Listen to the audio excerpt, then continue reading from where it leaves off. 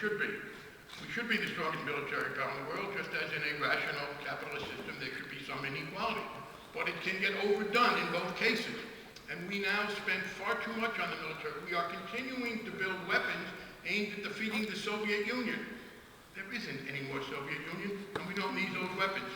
Secondly, I would cut back on the amount of agricultural subsidies we do. I voted for an amendment to the agriculture bill, and this I supported President Bush's position, to cut back on excessive agricultural subsidies to the wealthy. Third, I believe we should be reducing manned space travel.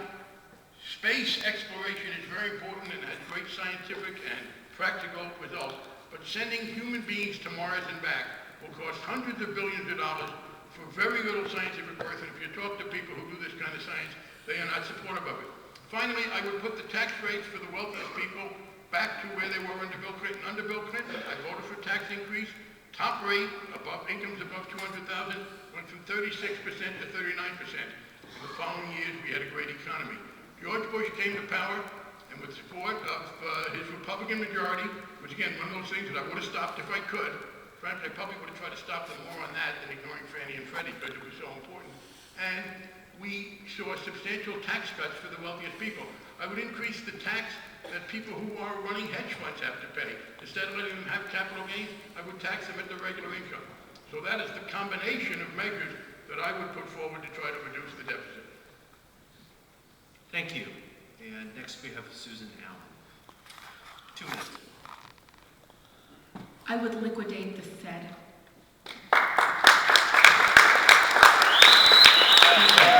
The Federal Reserve Board is defrauding the people of this Commonwealth and the people of this nation.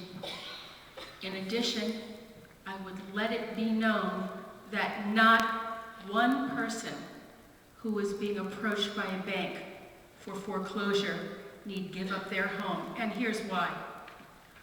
In 1964, there was a defendant by the name of Jerome Daley, and the case was First National Bank versus Daley. I'm just going to read you the findings because I only have 2 minutes, but the facts are that the bank did not put up any real consideration besides an entry in a book for that loan. The judge stated, and I quote, "Plaintiff, the bank, Morgan, admitted that it, in combination with the Federal Reserve Bank of Minneapolis, did create the entire $14,000 in money and credit upon its own books by bookkeeping entry.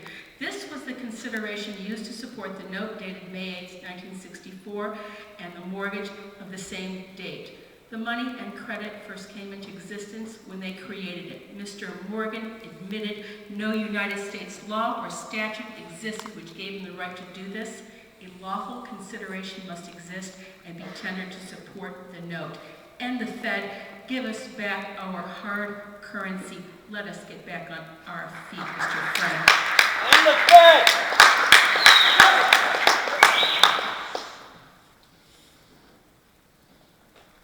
All right. Is that the end of your statement, Ms. Allen? I thought my... Okay. Give a few more seconds. Oh, thank you very much. I appreciate that. No, you're out? Okay, I'm sorry. Tell us that you're out. I'm sorry. Let's move on. Let's move on to Mr. Sholley. Okay, we have a serious problem in this country.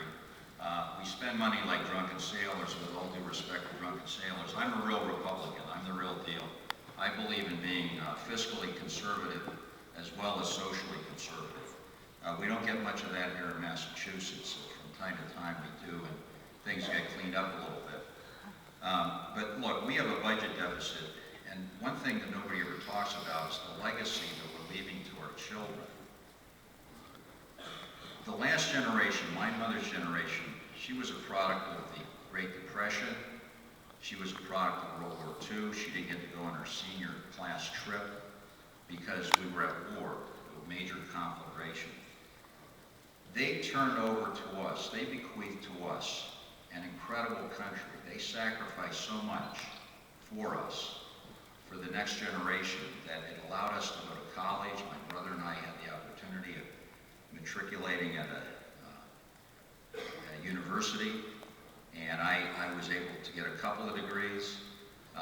My mother never had that opportunity. My father was actually killed in a mining accident, and my stepfather was almost killed in a mining accident, and he finally got his high school GED at the age of 48, because at the age of 16, he was busy fighting the Japanese.